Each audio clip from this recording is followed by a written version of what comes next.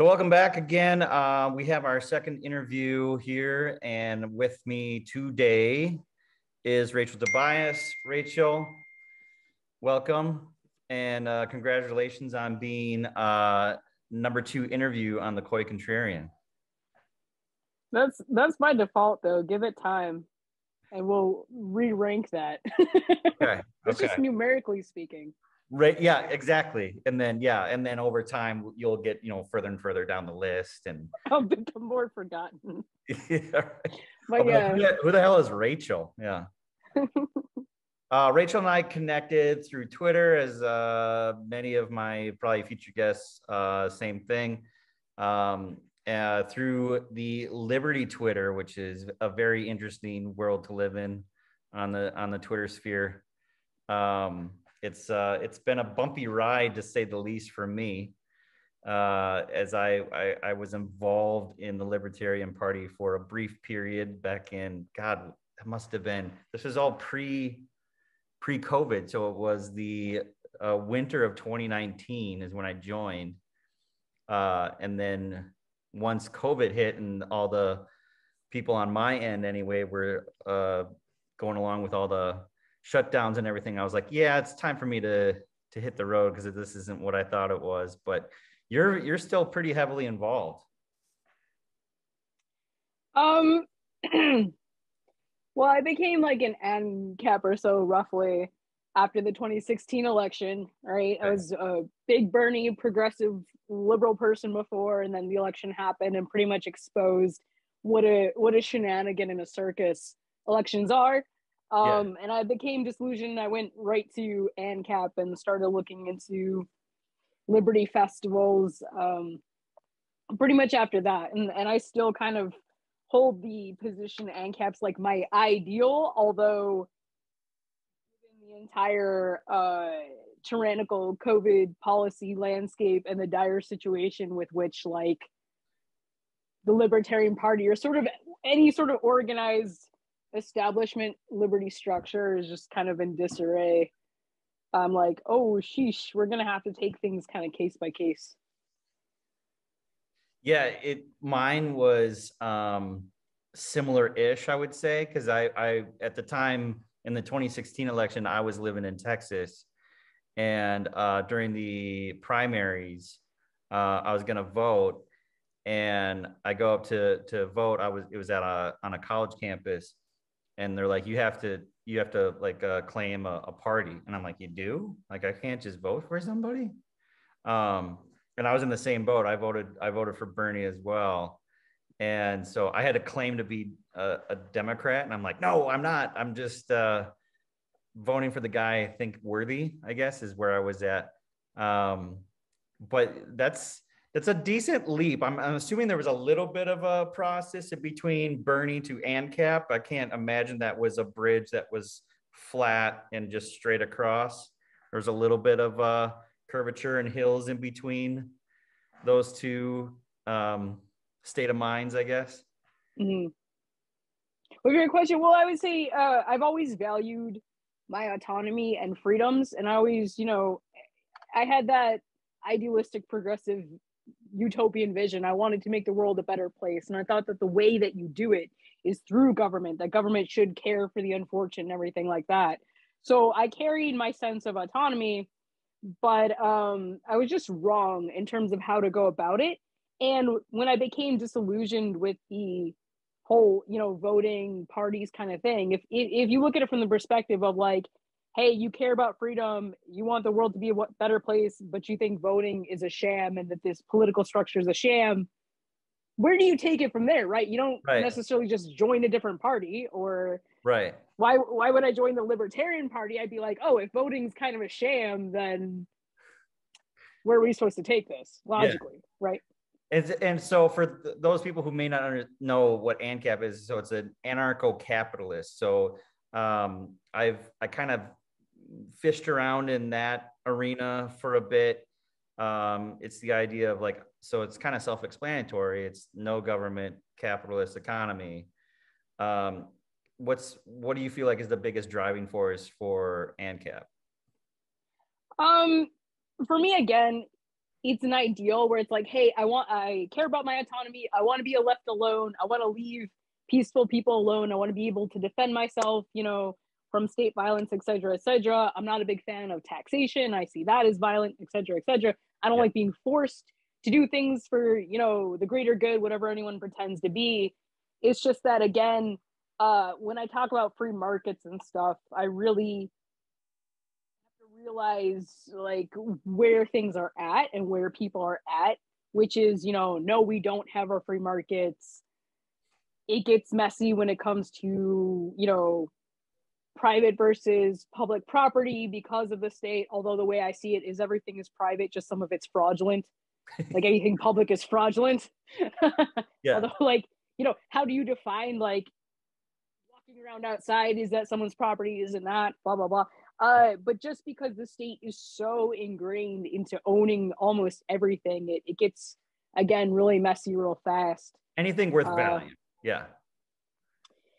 Yeah, and not only that, but there's this whole, like, with Liberty Twitter, so to speak, I got frustrated and disillusioned too, because I saw a lot of people get on there and say, well, if a private property wants to enforce COVID policies, nothing to do with the state, but if they just want to do that, if they want to demand masks and vaccine passports and this and this and this, then it's their right to do it. And like, that wasn't sitting well with me. Absolutely. Because I get like the sort of philosophical technical definition of that, but then the reality of that is holding water for everything the establishment is trying to do. So while that can be technically correct, I was like, oh shit, we're all ending up in the gulag. Like, I hope Liberty Twitter understands you can say that, but this is kind of where everything's going. Like, no, we don't have a free market.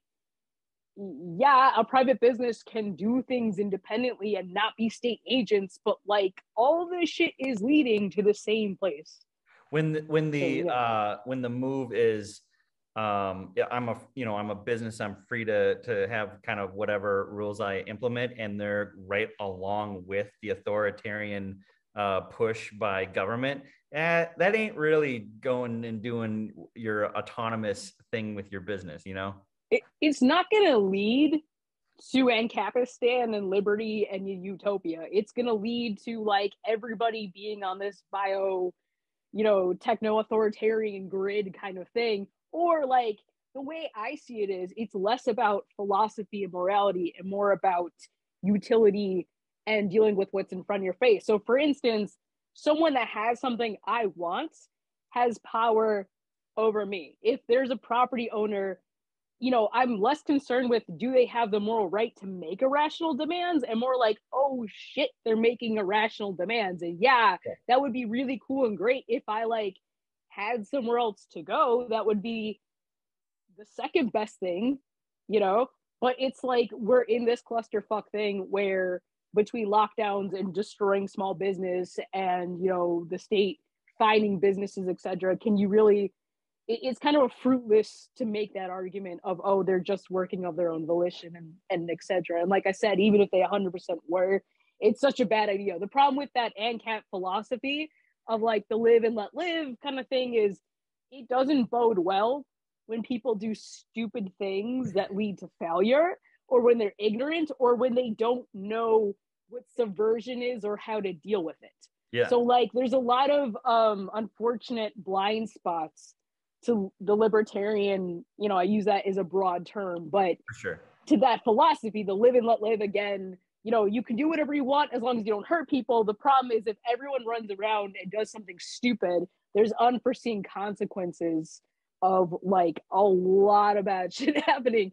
And I just want to say real quickly, like, I'm not trying to be black-pilled here, but I didn't have I'm kind of contrarian by nature, but like I didn't have high expectations of most people like to begin with in terms of how they were going to deal with this entire authoritarian mess. But what does bother me is, at the very least, I expected people to operate out of self-interest. I expected people, if they were giving crazy orders like you must wear a mask all day, I expected everyone to have an issue with it, right?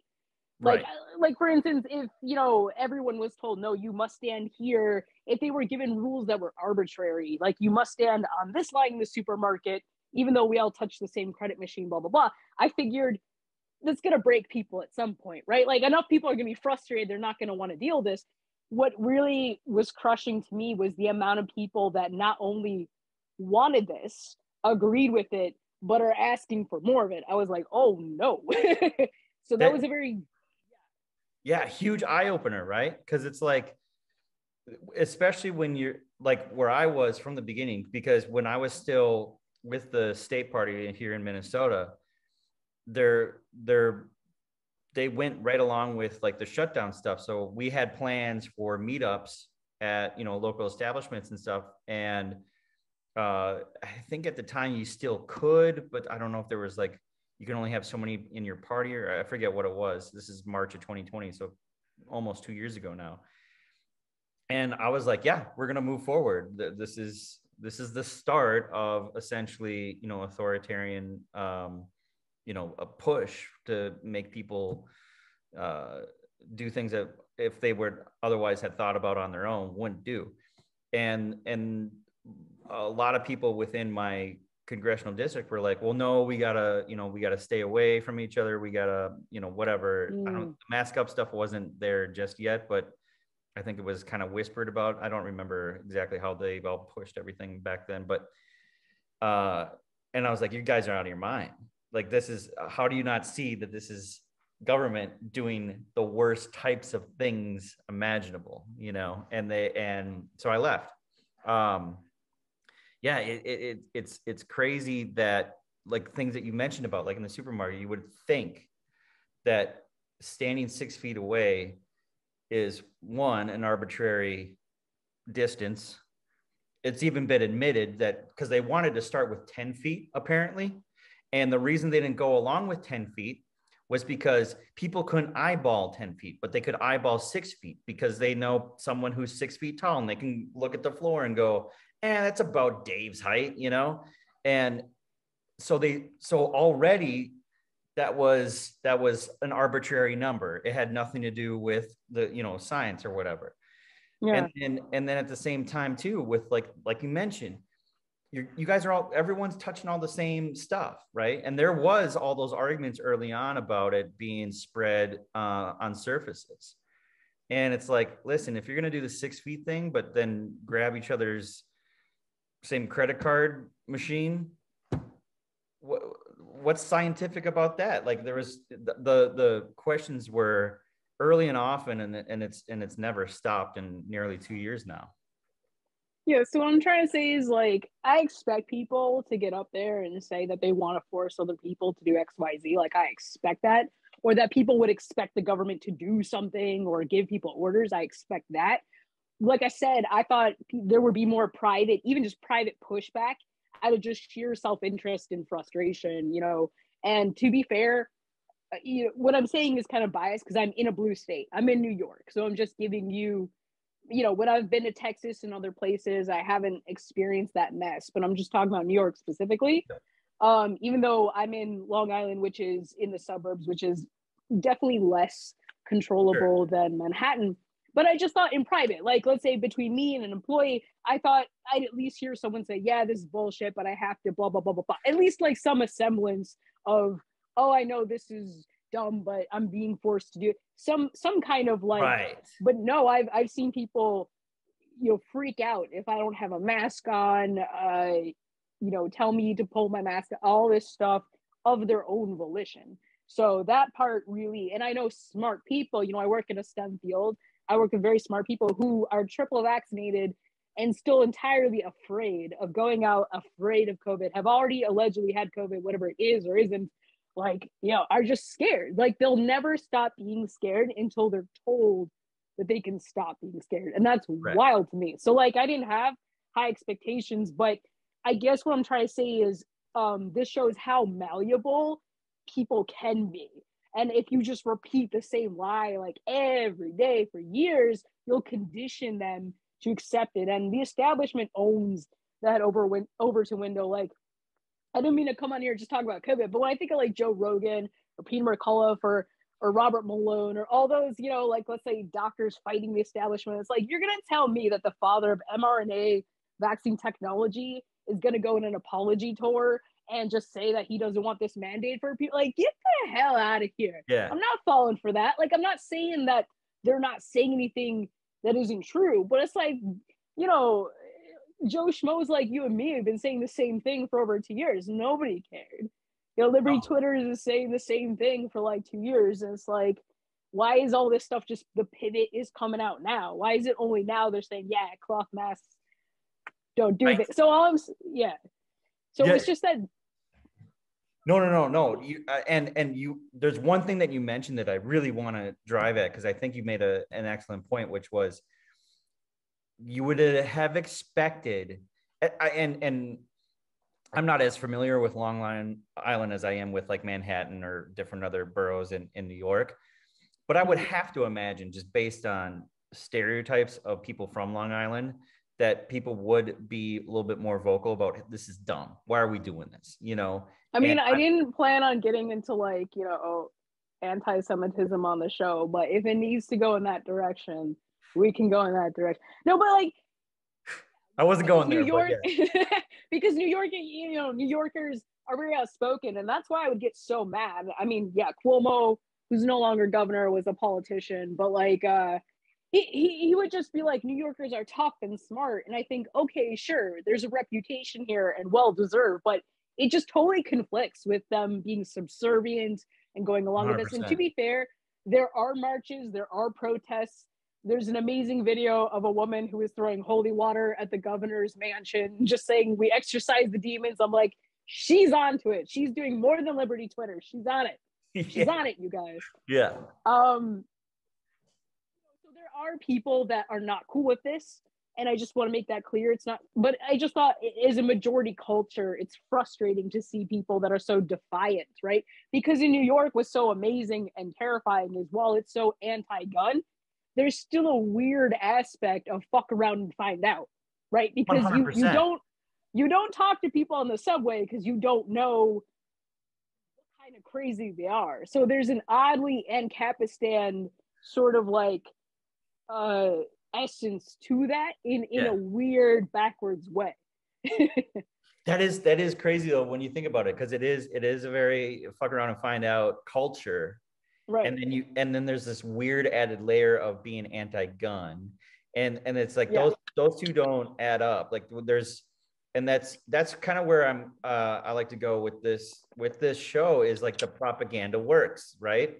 Because if you have a culture of people that are very aggressive, and then they're also, you know, anti-gun or, you know, whatever, the only conclusion I can come up with is propaganda being used on, you know, a huge population of people. Yeah. And, you know, it's like and you got to hand it, there is something incredibly spiteful about New York that I enjoy. Like, for instance, Governor Cuomo, he owes like $5 million because he used state resources to write his book that he got $5 million for, while he let people die in nursing homes, etc. But what's so beautiful about a scumbag like him from New York is he's lawyering up to keep that $5 million. Right? He's trying to retire on a pile of money and like get away with all the terrible things that he's done. And there's something so like ballsy and awful about that, right?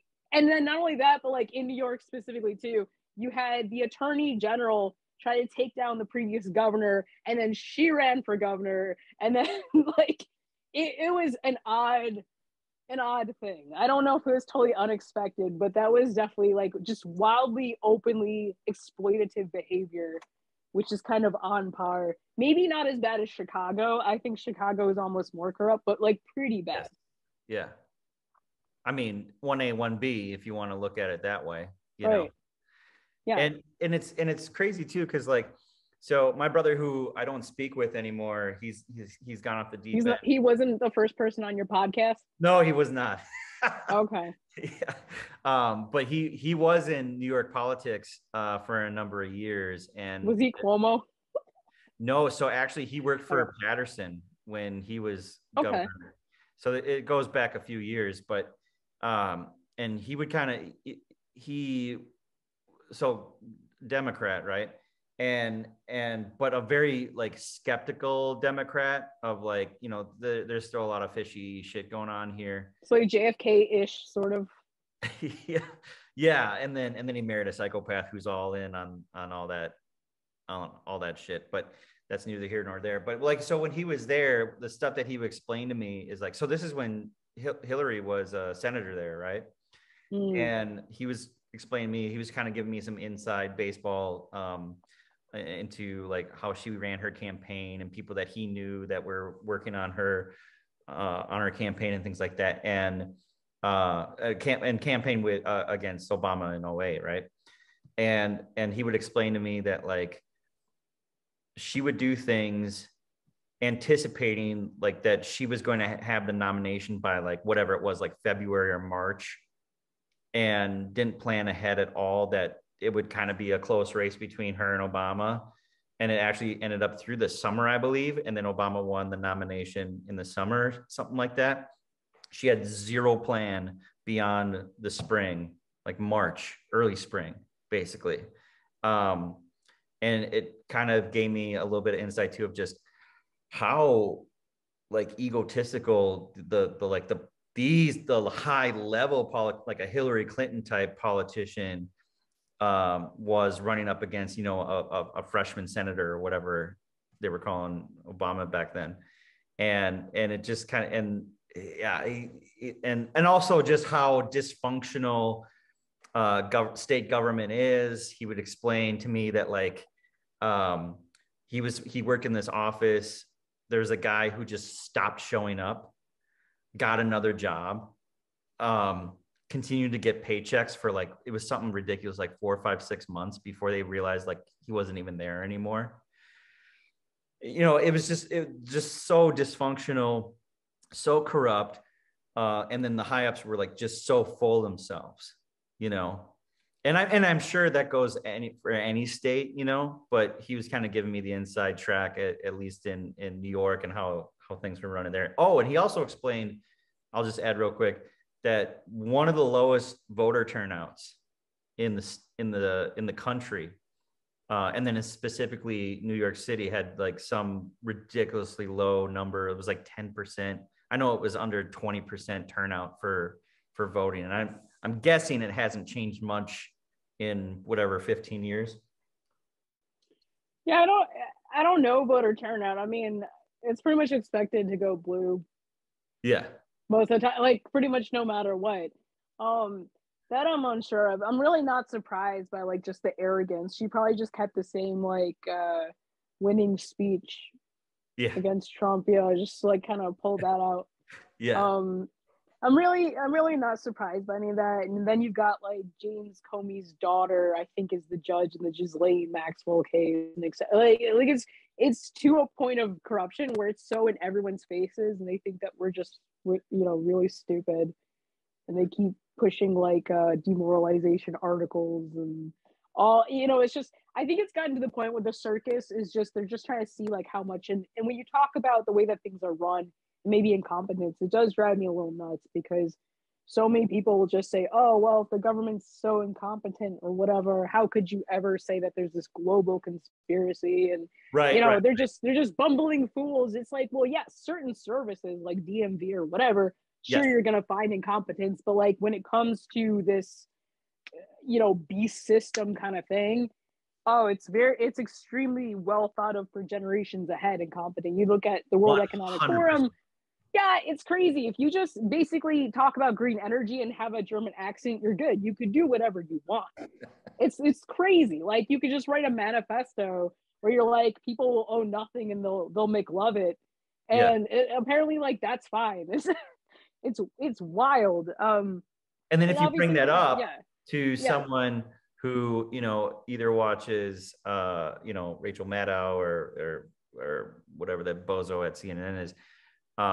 If you just bring up that guy's name, Klaus Schwab's name, or if you bring up World Economic Forum, or if you bring up, Agenda 2030, any of these things that are like well documented, they're so oblivious to those things that they even exist, that these people even exist, that they just automatically, conspiracy theorists. And it's like, it's so in your face if you just take 2 seconds to look this shit up.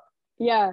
And if you read through the codes of, sustainability and global, if you read through the language, that pretty language, then you understand exactly what they're saying. They're not saying years 2030 you will own nothing, you'll be happy. They're saying the years 2030 you will own nothing and you will be happy. Like it's like, ooh, it's a creepy definitiveness about it. And it's funny they choose the word you and not we, right? Oh, of course. So it's like, so you guys own everything. How on earth would anyone agree to that? Right. And we're not all in this together when it comes to sharing property. That's not at all, they're like, no, you will be. Yeah, exactly. Someone's going to own everything, or at least someone's going to own something. It's not going to be us, right? Is what they're trying to say. And so the best I can say, the only good thing about all this corruption being out in the open is I think when you have a crisis situation, whether it's fabricated or not, or manufactured or not, I don't know about you, but to me, it really forces me to reflect on what is or is not important in my life and really narrow things down and kind of go, okay, where do I want to be in the next 5 or 10 years? How do I want to strategize? How do I want to go about doing things? And, one thing I can say that's kind of a white pill is in being rejected from venues because, I'm not vaccinated and whatever, it really cuts down on the amount of bullshit and distractions, right? Like I used to go to Manhattan a lot. I used to go to Broadway. I used to go to all kinds of culture events, all this stuff. So the only again silver lining of this is, look, some people are going to be propagandized, and there's like that Ed Griffith discussion with Yuri Breznikov. He was the KGB agent that that kind of said something like that. Yeah, he basically was professing that that propaganda works when you can present the truth to people right in front of their faces, the facts, and give them everything, and they still reject it, right?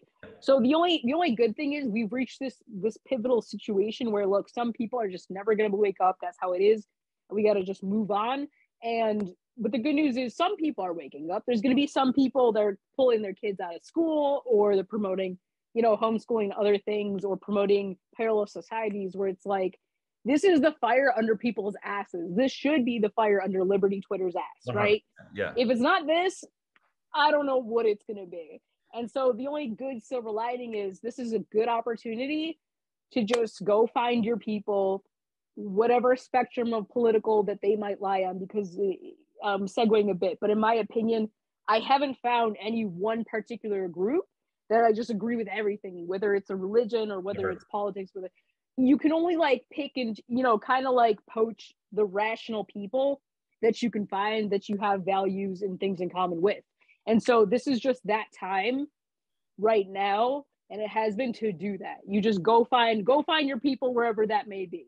And, it's hard for, say, in Kapistan or whatever to scale up, but you can form alliances with people that, again, share your vision, share your values. And now is definitely the time to do that. And I struggle so mightily with that, and because it's not because I'm looking for, I want to agree with someone 100%. I know that doesn't exist. My struggle is I joined the Libertarian Party. I've never felt like part of any group ever in my entire life. And so I gave it a shot, in my late 30s. Right. And I still felt like, this is so disjointed. This is such a clusterfuck of a bunch of people who have kind of an idea, but not really. And then also, as I'm sure you're well aware of, trying to organize libertarians is like herding cats, right? It's it's never going to happen. And I learned that very quickly. And I kind of knew that in the back of my head.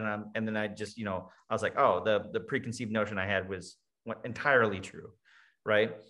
And then I kind of feel that way too in this whole next step of trying to find some semblance with it, and it doesn't even have to be a big number of people. In fact, I prefer it that it's under 20 people, that we can have the parallel society that you mentioned, right? Yeah. You want a social distance, but for different reasons. And yes. Yeah. Social distance for different reasons should be our hashtag for your sanity. Yeah. Yeah, exactly. Yeah. No, I get you, man. Because I did the same thing. I went to sporting events, I went to concerts, I went to, you know, comedy clubs and stuff. And like, and I don't know if you're aware of this, but just this last week, Minneapolis, St. Paul are now enforcing the vaccine passports I saw that. and doing the mask thing again. And I'm just like severely disappointed, right? Because there's things that I still like to do in the city, and I was already like kind of like, should I even go there anymore? Because it's just a bunch of like masked up idiots. And then it's like, no, now I definitely am not going there. And it is. I think initially they kicked it off as like a 30-day thing, but you know that that's getting it extended because they're gonna. I feel like it's a way to like close down all these small businesses too. Oh yeah, no, there's 100% an agenda behind it, which is like this has nothing to do with public health or, you know, that seems pretty obvious to me. None of the things that they're saying, I don't have to have a scientific background to have common sense, right? It would help to have those credentials, but like, and this is the time for people to realize someone can have the right credentials and still have the wrong opinion or be lying or be fraudulent or, you know, be taken out of context or whatever it is. How, you know, every article has to re-clarify something awful for us. Like every time I get on Twitter, I look at the news feed, it's like, no, here's why this terrible thing is good for you. No, this truthful moment was taken out of context. Well, like there's always like this weird backpedaling and sort of clarification of why you should remain propagandized. It's like odd to me. So I get what you're saying. There's a double downing of efforts, right? Like clearly not, whatever COVID is, or is it a case of this or that, it doesn't work, right? Like the vaccines overall are not achieving the thing that they promised, right? Whatever that may be. And the masks are not achieving the thing that they promised. And like, this is an engineering problem where we take into consideration human beings. We're like, all right, human beings are messy. They're not always good at following, you know, every little thing to the detail. They're not robots.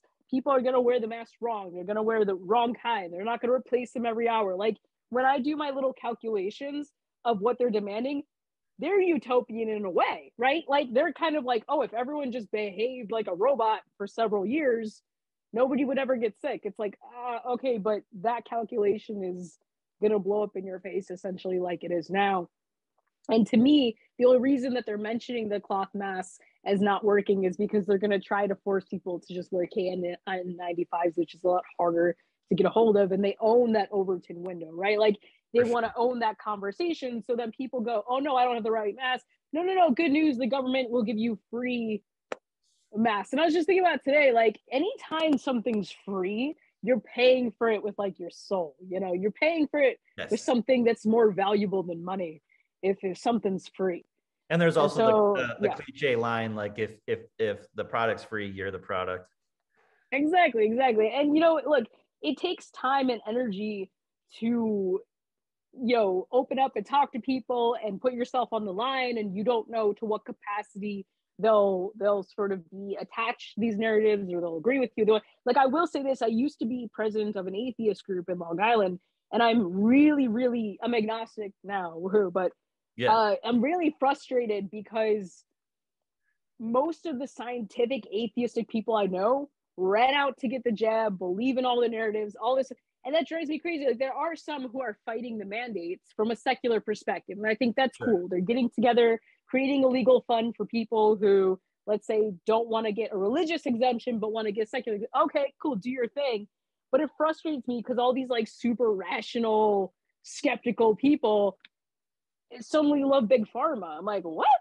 It's dogma, regardless. Like it's dogma is the reason probably why most people become atheists. Because they're like, if I can't question this, then I'm not on board. And that's how some people's minds work. But apparently it doesn't, because I've seen the same thing where you have a lot of people of that mentality become dogmatic about this whole operation. And it's like, there's no difference as far as the dogma goes. You know, it's you can't question it. These are the answers, and they're fluid. And just kind of like with religion, at least me growing up Catholic, there was a lot of fluidity in like answers. There was never like any kind of real kind of like, oh, this kind of pinpoints it, because you get those kind of bullshitty, like, well, God works in mysterious ways. And it's like, well, that's not really an answer. That's a cop, you know? And so, and you kind of get that same type of thing with with the whole COVID stuff, it's like, nope, it's dogmatic, trust the science. This sounds a lot like Christianity or any of the Abrahamic religions, to be perfectly honest. Mm-hmm. It is a religion, and you wear your yarmulke on your face, and you practice everything that Fauci tells you. He's an apostle. It is 100% a religion, and the whole point of making it so confusing, I know I'm not saying anything new, but the whole point of not knowing how the science is going to go, making it all, is so that people stop thinking and they just kind of give in and go, okay, you'll just tell me when I can no longer do. You'll just tell, like, they'll just wait for the updates, right? Yeah. So it's an awful, it's a terrible, terrible thing. Tons of gaslighting, tons of abuse, that the way that people are being conditioned. But this is just that crucial time to rebuild, pretty much the parallel society and really do things on a local level. I don't like politics, I truly don't, but this is a good time to infiltrate like the GOP on a local level and then just move that Overton window for them, move those goalposts for them, and just say, like, use it as an opportunity to really talk about autonomy and why it's important and how mandates are bad and et cetera, et cetera. But it's just, and look, I don't put any stock in the Supreme Court, but like anyone hearing them would be like, these people are idiots. They're idiots. Like, It's wild. This corruption goes on just every establishment level. I've made some kind of weaker attempts at doing kind of what you were saying with like the GOP and stuff like that, because there's like a concerned group of parents in my school district that are trying to fight the mask mandates and all kinds of other stuff. They get all way over the top with the CRT stuff and some of the other things that they're. And my concern is like just getting rid of the masks and the mandates and just making it less authoritarian, right? And so I'm there as like the non-Republican, right? And I try to explain to them, like, listen, guys, don't politicize this at all, because there's a boatload of people out there who are either just not affiliated with anyone, and they're like the just leave me alone people. There's the people who agree with you, but they can't speak out because they'll lose their job, or something that's of high value, right? And there's also a lot of Democrats out there, liberal people, who don't want anything to do with this, and they're scared to death of speaking out because all the things that have come attached to it, like, oh, you don't like this, then that must mean you're a racist. That must mean you're a Trump supporter. That must mean this, that, the other thing. So as long as you don't politicize this, and they're starting to come around, because I keep saying it over and over when we have our meetings once a month, I'm like, you're going to get, because they think that they want is people. They want numbers. They want, because they at least understand that if they have a bigger number of people pushing back on this stuff, much better chance of winning, right? And I'm like, here's how you get your numbers. Don't politicize it. Keep it open to this thing that you're trying to accomplish. God, because we had this one lady, right, who this is obviously the topic of conversation: the masks, the vaccine, all this crap, right? Yeah. She's sitting there and she's given decent information about how to combat this and whatnot, because she's got a little bit of insider stuff with the school district. And then out of nowhere, she goes, we really need to get prayer back in school too. And I'm like, fight one thing at a time, motherfucker. Right. Like, Jesus Christ, you're with that mentality, you will never accomplish anything. I feel you. I too want to abolish the Department of Education. You see the libertarians and ANCAPs, that would be amazing. And Thomas Massie, to his credit, try to create legislation or bill saying that, and that's wonderful. But like, we gotta do things at this incremental, and I hate it because it's like it's crisis mode. People are stressed. It's like the worst time to sit down and strategize. But we have to be effective in the things we do and reflect, like, is this going to send the message I want? Is this going to unify people? Is this going to do these things? And I'm not saying don't be controversial, but you're right. Politicizing it is going to alienate people who just want to help the kids, and if there's Democrats that want to go against the grain, then they need that space to be able to do that. And if you just say, oh, if you just don't like this, you must be a Trump supporter, then you're going to discourage and alienate people. And our best allies in this situation are going to be MAGA people and boomers. Even though I don't believe in Trump, I think he's a con man. He's always been one. I wouldn't 100%. Care if like, he's not going to save us if he runs in 2024, whatever. But those are the closest allies that we have. Yeah. And again, I think the refocusing on children and their experience, and hey, we shouldn't be masking our kids with this nonsense, 8 hours a day, blah, blah, blah. That should be the focus rather than like, what politicians are trying to politicize the same thing with the vaccine. It's unfortunate. They think that, oh, if you don't like this vaccine, you must be a Trump supporter, you must be a Republican, you must be religious. It's like, no, I don't agree with this on specific scientific grounds that have nothing to do with XYZ that you it's just a divisive, sneaky, shitty way to try to control any sort of real unification or people kind of coming together over a very important cause. Yeah, they stomp out unity. Yeah, whether you're trying to fight the system or you're with the system, unity gets stomped out like immediately. Yeah, let me give you an awesome example. Like, I've been seeing a lot of articles about how it's so unfair that Black people and Hispanic people have been selected as in prioritization of COVID treatment. And that happened, let's say, in New York State with, Governor Cuomo at the time was saying, let's give Black people the vaccine first, blah, blah, let's prioritize these groups, blah, blah, blah. And it's causing a lot of contention amongst white people, and like rightfully so. But at the same time, to me, all of it is so bullshit. Like, all of it is just designed. Like, I don't want to be the first in line for anything. Right? Like all of it is so designed to just get people to fight. And I'm not saying, again, that people aren't being discriminated against. They are, and that's wrong. But at the same time, it's so designed to just, it's these levers that are being pulled and trying to get people to have a race war and fight amongst each other rather than, hey, like, I don't really trust Big Pharma. I don't really trust this experimental shit. I don't really, even monoclonal antibodies, remdesivir, all this other alternative stuff to the vaccine, even the pill that Pfizer's making, and don't get me wrong, if someone's really, really sick, I understand why they would want some kind of treatment and just be like, screw it, what do we have? But this thing is so wicked and it's so controlled and contrived. I hope I'm making sense here. You are 100%. That it's all like the CRT stuff seems like such a, I don't know, it seems like such a pinata to me. I'm not saying it doesn't matter, but I am saying there's so many worse issues going on. The Republicans are fighting so hard to keep the schools open and to keep their kids in indoctrination camps.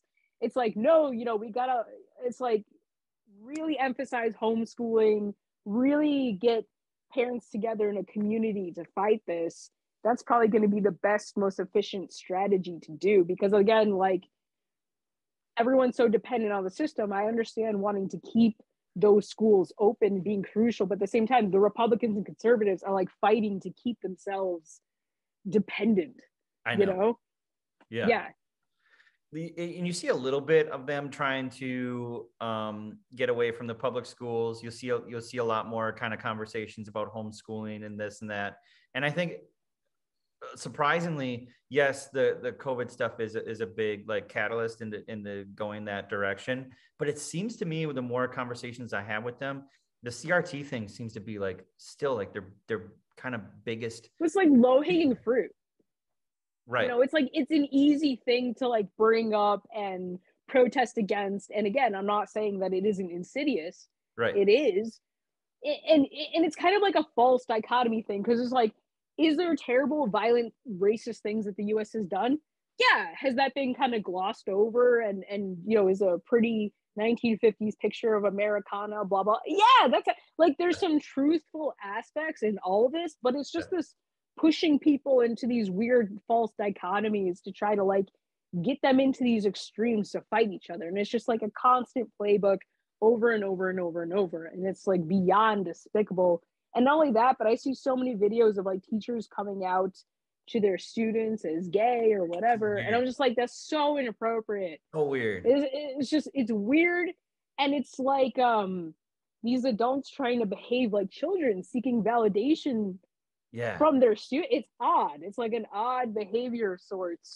Like, I don't care if someone's gay, but it's just like so wildly crazy. Like that's where we should be at this stage of things at like 2022, is like, you Yeah. shouldn't even care that someone's gay because it's so accepted at this point, right?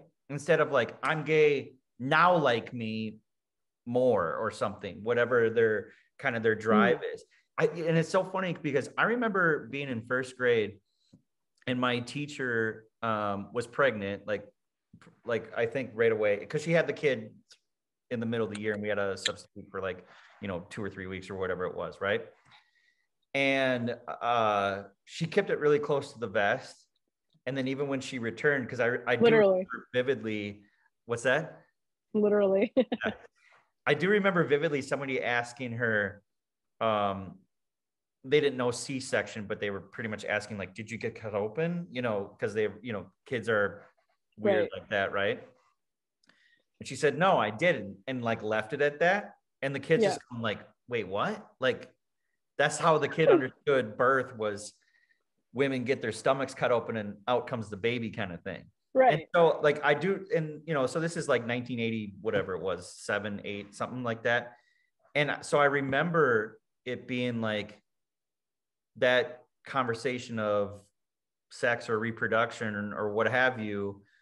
It wasn't discussed. Like it was understood, like clearly she's pregnant. Clearly she had a kid because she was out for weeks, or whatever, and then came back. Right.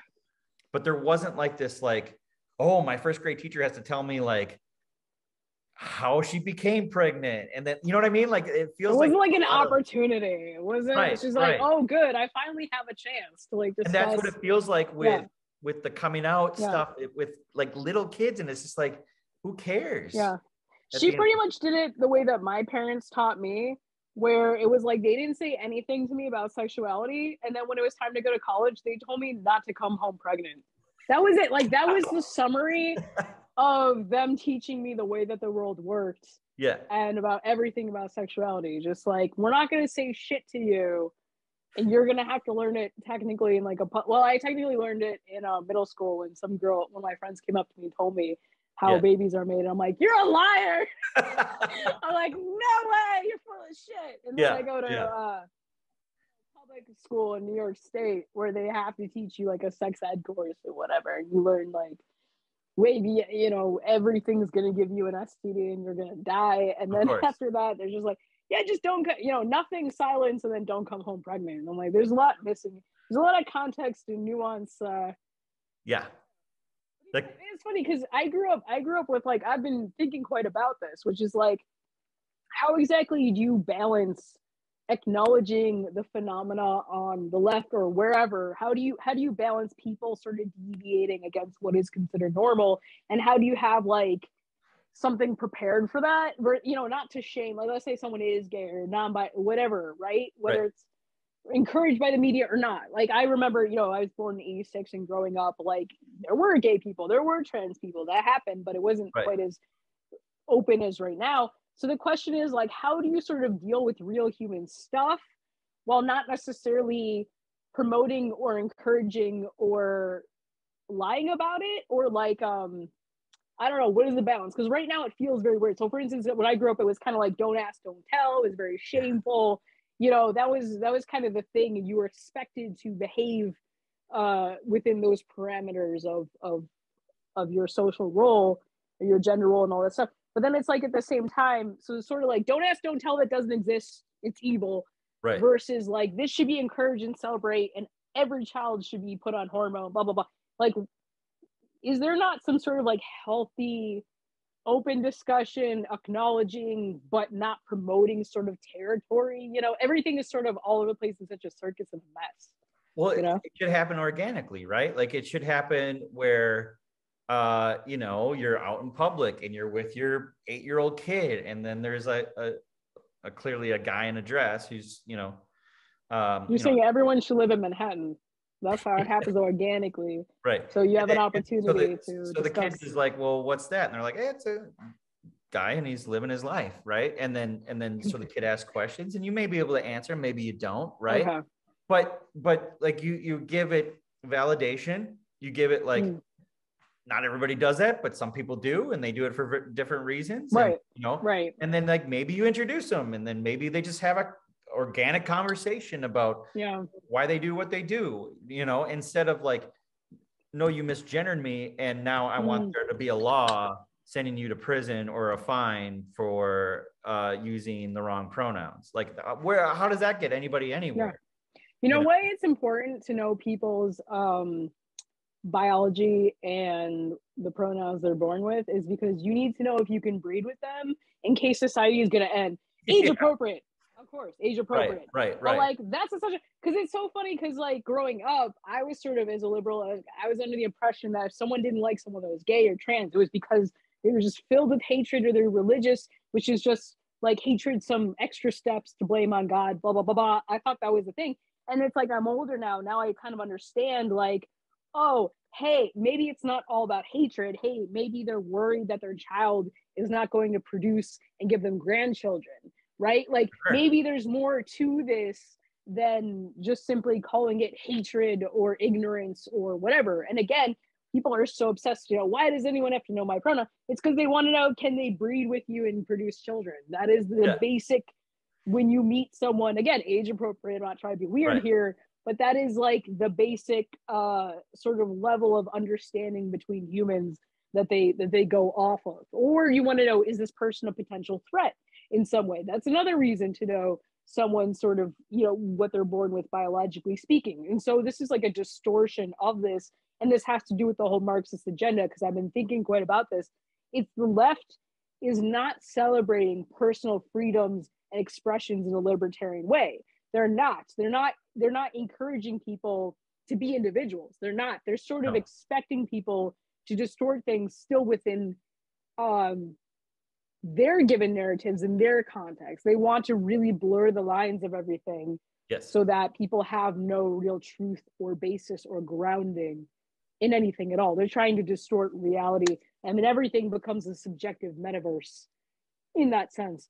So I know that sounds like a wild, far-fetched thing, but all these things really do correlate together. Nothing sounds far-fetched considering what's happened the last couple of years, to be perfectly honest. If someone told me, like, hey, I got this idea, and I'm like, I'm willing to hear it out, you know, I'll give it some validity. I'll give it a kind of a grade that's 70% accurate or 30% or what have you. Like right now, you gotta kind of give at least like this, like 10% accuracy just based on everything that's happened the last 2 years. Because if you told someone 5 years ago, like this would be the state of the world, they'd be like, get the fuck out of here. You're full of it. You know? You'd be like, America, no one in America would ever give up their freedoms like this or whatever, you know.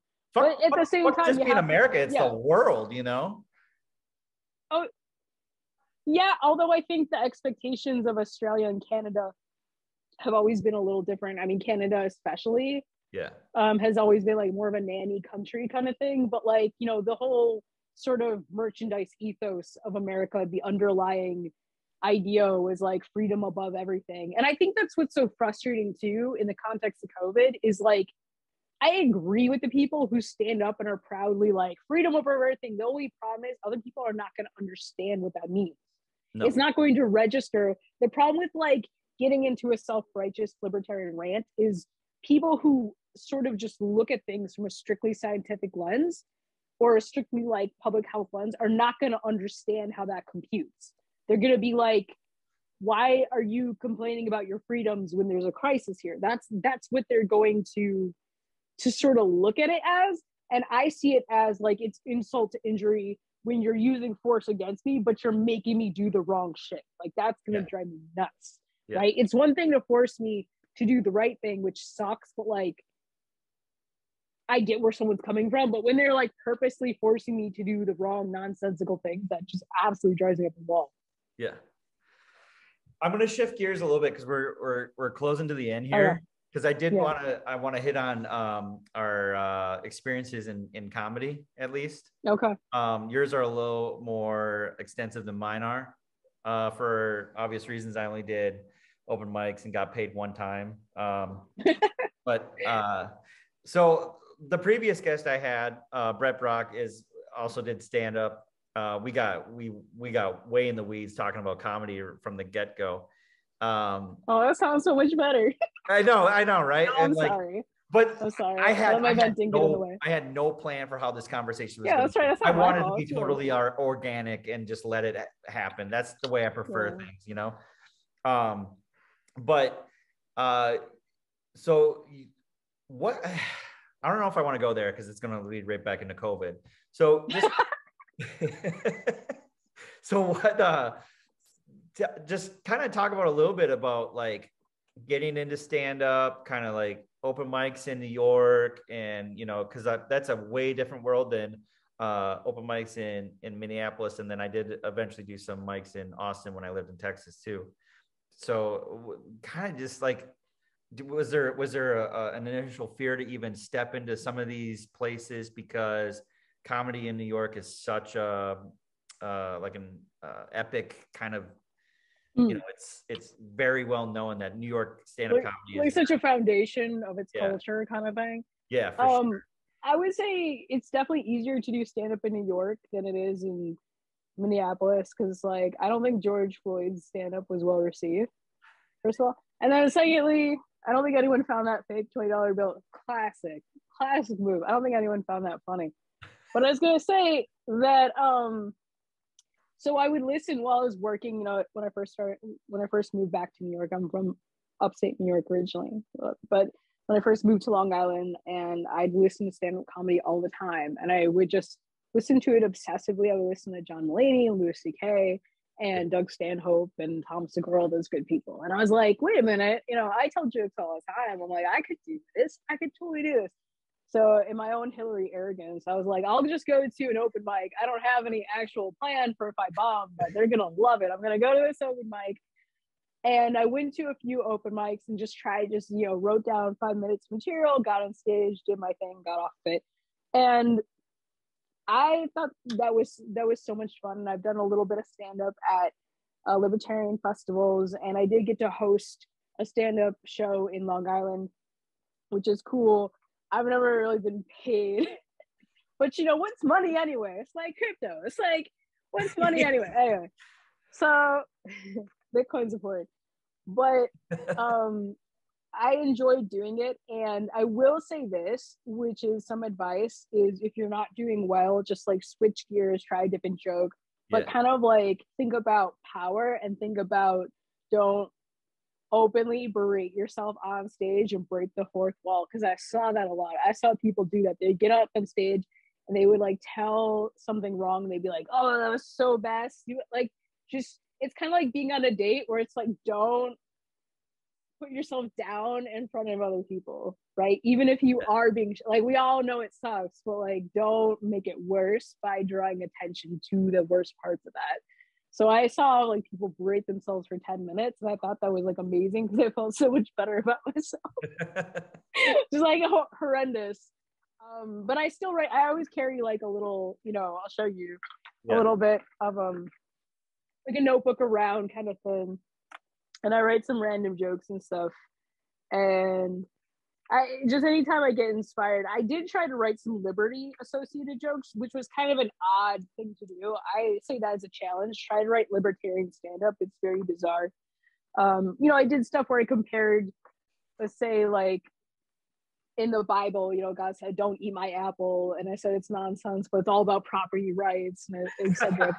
You know, just like silly, goofy stuff like that. I try to come up, because as a female, it's like super cliche to talk about sex and, you know, oh, men suck, haha. You know, it's cliche to do that. So I used to have a lot of that kind of material, but I try to just sort of avoid that now.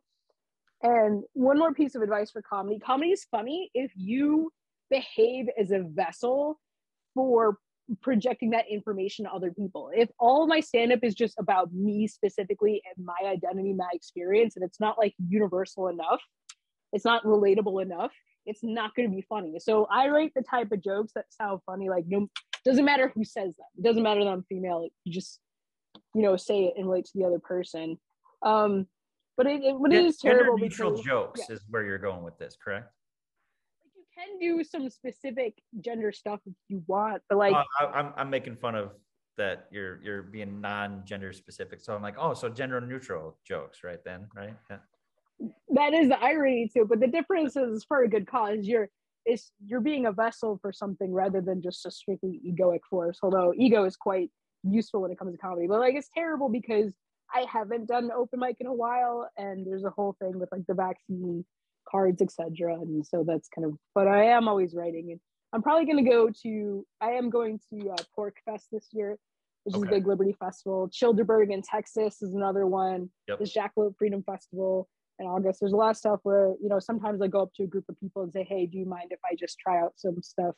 And on Twitter, I'm always just kind of throwing stuff out there, trying out stuff, seeing what laughs. Like one of my favorite jokes that I've told, I know we got to wrap this up soon. This I'm proud of. I said, I'm not a doctor and this is not medical advice, but some people were just born to smoke cigarettes. I just throw it out there, see what it gets. You got some decent zingers on Twitter. I'm not gonna lie. There's some ones that definitely make me laugh out loud, and I'm not just putting LOL.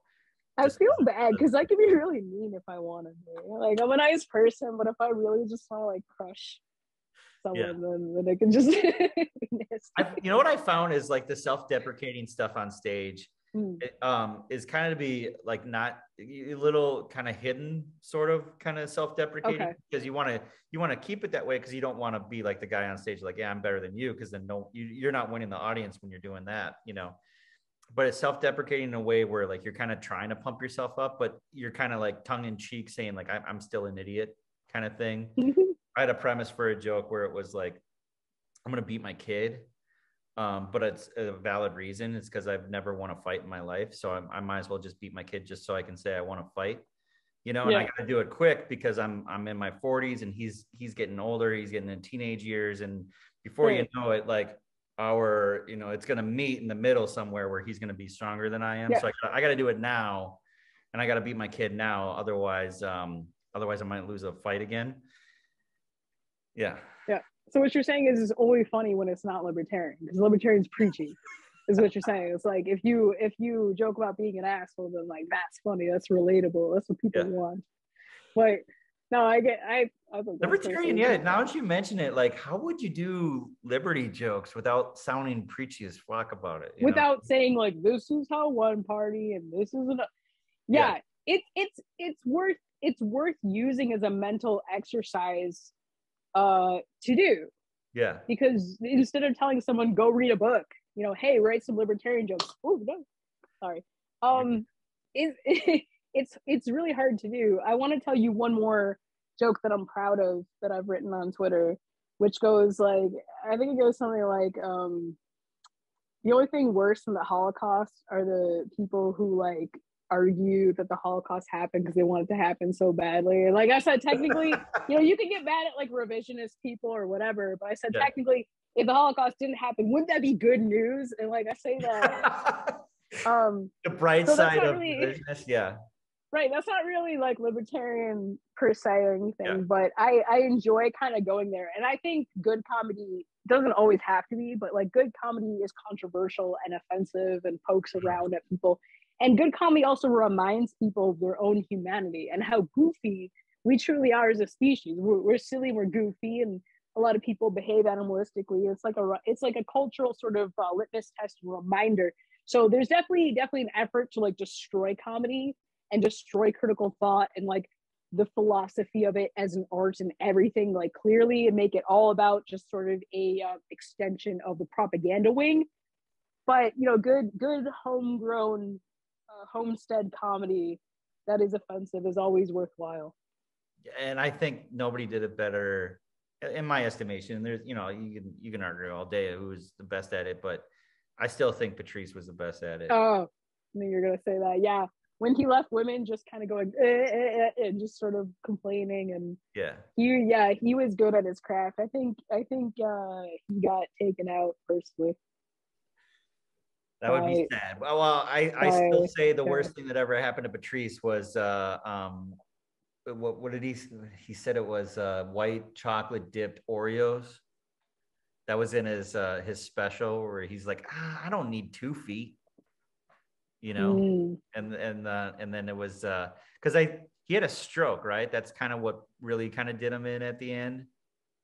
That I don't know. I personally think he was taken out by, I'm not going to say which Schumer, but it's still questionable. That's just what I think. It's so crazy how deep he was in the conspiracy world. I mean, he was a guest on Alex Jones. He was like, he would be on Opie and Anthony talking about that Obama documentary, like openly, like saying like this guy's, you know, he's part of the Illuminati. He's going on and on about that stuff. It wouldn't surprise me if someone took him out because, you know, he was so beloved by, you know, that genre of comedic fans.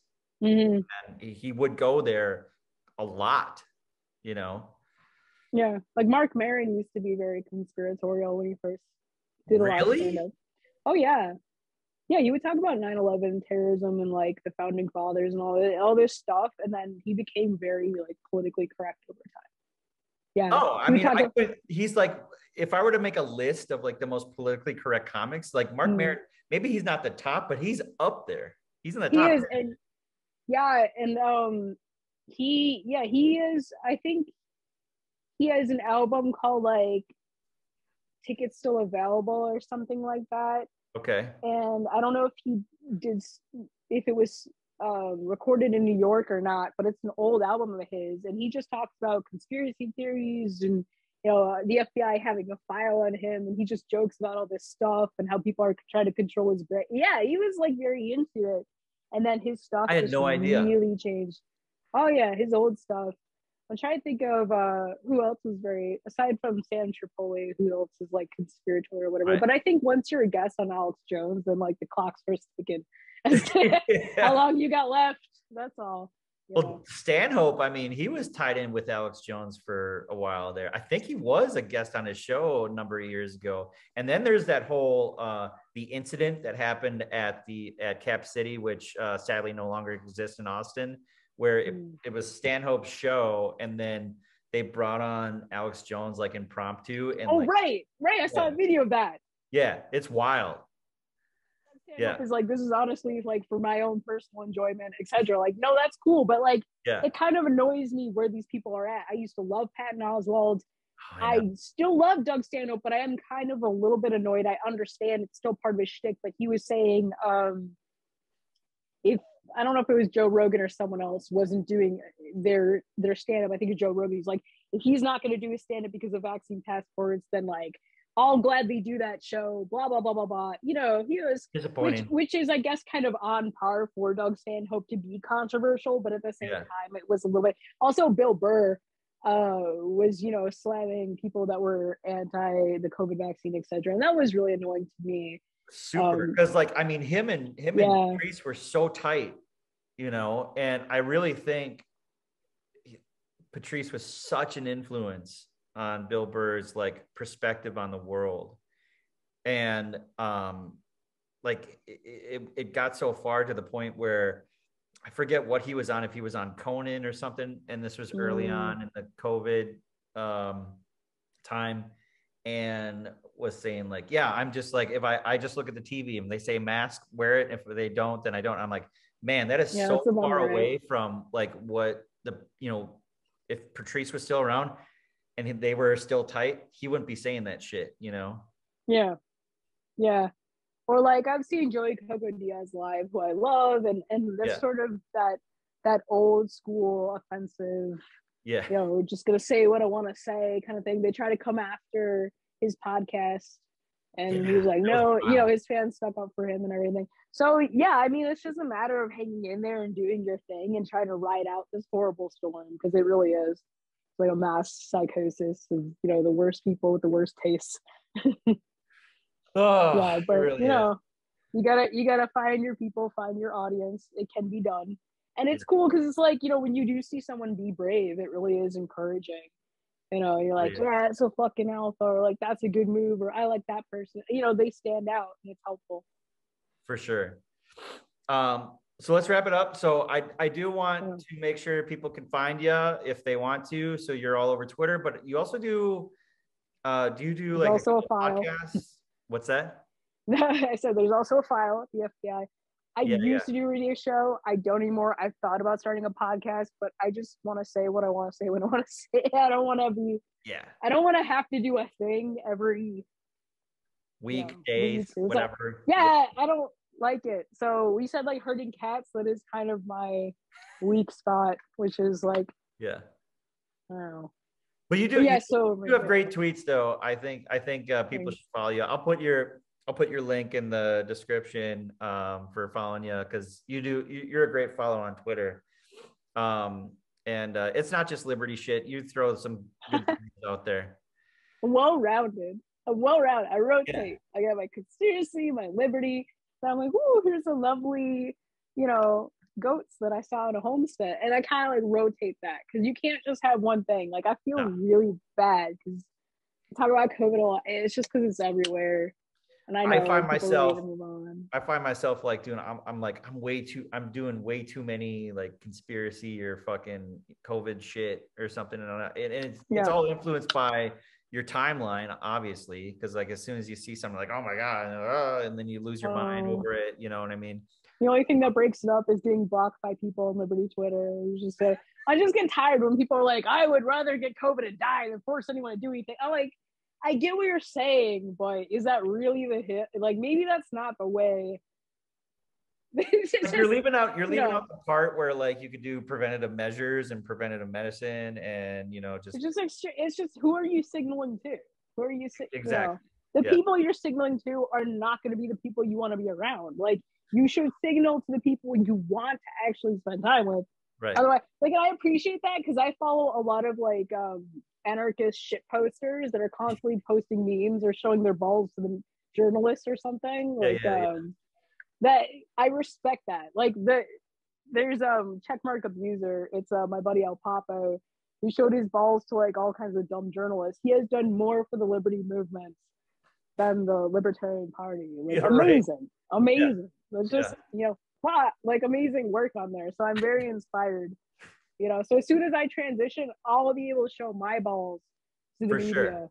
when they tell me the wrong, I'm a wrong pronoun basically. So, but thank you so much for having me on your show, man. This was a lot of fun, And, and yeah, yeah, this was easy to do because we've had a couple of different times where we've just decided to phone each other up and just shoot this shit for like I think one time we were like 2.5 yeah. 3 hours into it, and then at one point I was just like, holy shit, that was like pretty much my entire night. So I knew getting an hour in was going to be a breeze. Yeah, I almost had this dumb thought where I was like, I want to tell your audience to follow you on Twitter. But Yeah, yeah, your audience should totally check you out as well. I hope so. I hope they do. It's I don't have a boatload of followers just yet, but and that's here on this YouTube channel. And the reason I'm doing you will. yeah, the reason I'm doing YouTube is like I want to build an audience. Like I understand YouTube blows so many goats. I completely get that. But I do also want to build up some kind of audience because the plan is eventually someday they're gonna kick me off, and then at least I have some But sort you're of. not like dark enough to say anything you could get away with, though. That's the problem. I don't think you have to go that far to get kicked off these days. No, I'm saying to not get kicked off. Oh, sure, yeah. And I meant racially, but that's fine. Nah, I ain't going there. Not yet, anyway. Not until I'm about to lose my mind. Cool. I'll put your. Is it just your Twitter that you just want me to throw in? Sure. There? So it's Rachel D Tobias. That's RACHEL DTOBIAS on Twitter. And if I do end up getting some kind of it, like I'll update you. But right now there's only so many passwords I can memorize, so that's it for now. Yeah. Well, and then of course I'll tweet this out once I have it posted. So. Yeah. So again, there are solutions. Just find your people, build your community. We're gonna be okay. And if we won't be okay, our children's children will be okay. So that's right. Yeah. It all comes. The pendulum swings. Yeah. All right. Again, appreciate it, and we'll chat. I'm gonna bring people back once I get this rolling. So you'll definitely be on my list of people coming back. So expect another invite in due time. All right, thank you, man. I appreciate it. All right. Have fun. Take care. Bye. Bye.